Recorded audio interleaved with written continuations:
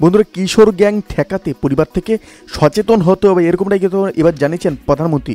বন্ধুরা, প্রধানমন্ত্রী শেখ হাসিনা সারা দেশে ভবন নির্মাণ, ইমারত নির্মাণ এবং বিধিমালা বজায় রাখা এবং খাদ্য মজুদের বিরুদ্ধে কঠোর হাতে সংশ্লিষ্টদের প্রতি এবার নির্দেশ দেন। বন্ধুরা, সন্তান এবং সঙ্গতিদের প্রতি নজরদারিতে বাড়াতে প্রতিটি পরিবারের প্রতি আহ্বান জানিয়েছেন প্রধানমন্ত্রী শেখ হাসিনা। তিনি বলেছেন যে কারো ছেলে মেয়ে যেন কিশোর গ্যাং, জঙ্গি, সন্ত্রাস, মাদকাসক্তিতে এবং জড়িয়ে না পড়তে পারে।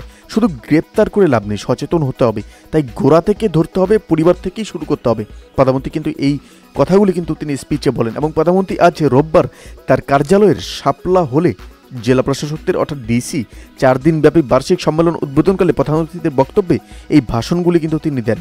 পরিবার থেকে এবং প্রতিকারের থেকে প্রতিরোধের দিকে মনোনিবেশ করার আহ্বান জানিয়ে প্রধানমন্ত্রী বলেন যে পরিবারগুলোকে একটু সচেতন হতে হবে। শুধু গ্রেপ্তার করে বা ধরে লাভ নেই, সেক্ষেত্রে সেখানে থাকা বড় অপরাধীদের সংস্পর্শে এসে এরা আরও বড় কোনো ধরনের অপরাধ সংগঠনের সঙ্গে যুক্ত হয়ে যেতে পারে। সে কারণে গোড়া থেকেই আমাদেরকে ধরতে হবে এবং পরিবার থেকেই শুরু করতে হবে।